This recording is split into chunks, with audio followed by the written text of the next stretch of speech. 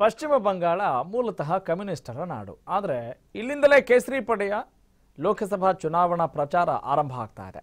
ಮಹಾಗಠಬಂಧನ್ ವಿರುದ್ಧ ಮೋದಿ ಗುಡುಗಿದ್ದಾರೆ. ಅದಕ್ಕೆ ಸಂಬಂಧಪಟ್ಟಂತೆ ಒಂದು ವರದಿ ಇದೆ, ಬನ್ನಿ ನೋಡೋಣ.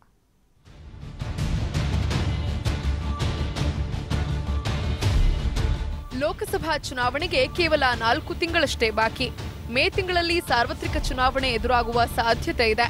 ಮತ್ತೊಮ್ಮೆ ಕೇಂದ್ರದಲ್ಲಿ ಅಧಿಕಾರ ಹಿಡಿಯಲು ಹವಣಿಸುತ್ತಿರುವ ಬಿಜೆಪಿ ಭರ್ಜರಿ ಪ್ರಚಾರ ಆರಂಭಿಸಿದೆ. ಕಮ್ಯುನಿಸ್ಟ್ ಸಿದ್ಧಾಂತ ಹೊದ್ದು ಮಲಗಿರುವ ಕೆಂಪು ಚರಿತ್ರೆ ನೆಲದಿಂದ ಕೇಸರಿ ಪಡೆಯು ಕ್ಯಾಂಪೇನ್ ಆರಂಭಿಸಿತು. ಪಶ್ಚಿಮ ಬಂಗಾಳದ ಠಾಕೂರ್ ನಗರ ಹಾಗೂ ದುರ್ಗಾಪುರದಲ್ಲಿ ಇಂದು ಕೇಸರಿ ಕಹಳೆ ಮೊಳಗಿತು.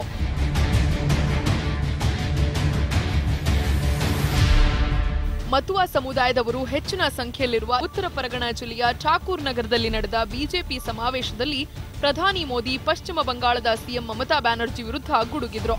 ಪಶ್ಚಿಮ ಬಂಗಾಳದಲ್ಲಿ ಮೋದಿಗೆ ಇದು 2ನೇ ಸಮಾವೇಶ. ಅಲ್ಲದೆ ಮಮತಾ ಬ್ಯಾನರ್ಜಿ 24 ಪ್ರಾದೇಶಿಕ ಪಕ್ಷಗಳ ಯುನೈಟೆಡ್ ಇಂಡಿಯಾ ಸಮಾವೇಶ ಆಯೋಜಿಸಿದ್ದ ಕೆಲ ದಿನಗಳ ಅಂತರದಲ್ಲೇ ಮೋದಿ ಸಮಾವೇಶ ಆಯೋಜಿಸಿದ್ದು ವಿಶೇಷ. ಸಮಾವೇಶದಲ್ಲಿ ಮಾತನಾಡಿದ ಮೋದಿ, ಸ್ವತಂತ್ರ ನಂತರ ದೇಶದಿಂದ ಯಾರು ಹೊರಗೆ ಹೋಗಿದ್ದಾರೋ ಅವರು ಮತ್ತೆ ಮರಳಲು ಉತ್ಸುಕರಾಗಿದ್ದಾರೆ. ಅವರು ದೇಶಕ್ಕೆ ಬರಬೇಕಾದ್ರೆ ಪೌರತ್ವ ತಿದ್ದುಪಡಿ ಮಸೂದೆ ಜಾರಿಯಾಗಬೇಕು. ಆದರೆ ಈ ಮಸೂದೆಗೆ ಟಿಎಂಸಿ ವಿರೋಧ ವ್ಯಕ್ತಪಡಿಸುತ್ತಿದೆ. ಇಲ್ಲಿನ ಜನರಿಗೆ ಅನುಕೂಲವಾಗಬೇಕಾದ್ರೆ ಈ ಮಸೂದೆಗೆ ಮಮತಾ ಬೆಂಬಲ ನೀಡಬೇಕು ಅಂತ ಆಗ್ರಹಿಸಿದ್ರು. ತೃಣಮೂಲ ಸರ್ಕಾರ ತ್ರಿವಳಿ ಟೀಗಳಿಗೆ ಕುಖ್ಯಾತಿ ಗಳಿಸಿದೆ. ತ್ರಿವಳಿ ಟೀ ಅಂದ್ರೆ ತೃಣಮೂಲ ಟೋಲ್ ಬಜಿ ಟ್ಯಾಕ್ಸ್ ಎಂದು ವ್ಯಂಗ್ಯವಾಡಿದ್ರು. ದೀದಿ ಬಂಗಾಳದ ಅಭಿವೃದ್ಧಿಗಿಂತ ಸಿಂಡಿಕೇಟ್ ರಚಿಸುವಲ್ಲಿಯೇ ನಿರತರಾಗಿದ್ದಾರೆ ಅಂತ ಟೀಕಿಸಿದ್ರು.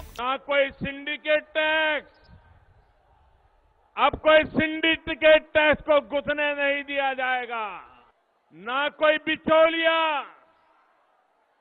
ना कोई अड़चन, सीधे बैंक खाते में पैसा जमा होगा. ಇದೇ ವೇಳೆ ಯುನೈಟೆಡ್ ಇಂಡಿಯಾ ಸಮಾವೇಶದಲ್ಲಿ ಭಾಗವಹಿಸಿ ಕೇಂದ್ರ ಸರ್ಕಾರ ಟೀಕಿಸಿದ್ದ ಪ್ರಾದೇಶಿಕ ಪಕ್ಷಗಳ ನಾಯಕರ ವಿರುದ್ಧ ಹರಿಹಾಯ್ದ್ರು. ಈ ಚಾಯ್ವಾಲಾ ಎಲ್ಲಾ ರೀತಿಯ ಅಕ್ರಮಗಳಿಗೆ ಕಡಿವಾಣ ಹಾಕಿದ್ದಾನೆ. ಹೀಗಾಗಿ ಈ ಚೌಕಿದಾರನನ್ನ ತೆಗೆದುಹಾಕಲು ಅವರೆಲ್ಲರೂ ಸೇರಿದ್ರು. ಯಾರು ಕಳೆದ 4 ವರ್ಷಗಳಿಂದ ಪರಸ್ಪರ ಮುಖ ನೋಡಲು ಹಿಂಜರಿಯುತ್ತಿದ್ರೋ ಅವರೆಲ್ಲ ಕೋಲ್ಕತಾದಲ್ಲಿ ಒಟ್ಟಾಗಿ ಸೇರಿ ನನಗೆ ನಿಂದಿಸಿದ್ದಾರೆ. ಯಾಕೆ ಗೊತ್ತಾ, ನಾನು ಭ್ರಷ್ಟಾಚಾರದ ವಿರುದ್ಧ ಹೋರಾಡ್ತೇನೆ ಅಂತ ಹೇಳಿದ್ರು. ये दृश्य देखने के बाद मुझे समझ आ रहा है दीदी हिंसा पर क्यों उतर आई है. ये आपका प्यार है.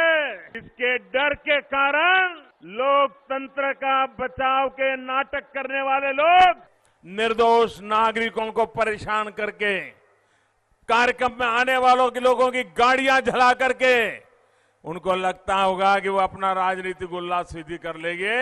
तो वो समझ लें, न साम्यवादियों ने हिंसा को बंगाल को दबाया में सफलता मिली है, न टीएमसी की हिंसा बंगाल के मिजाज को बदलने में दबाने में कभी सफल होने वाली है.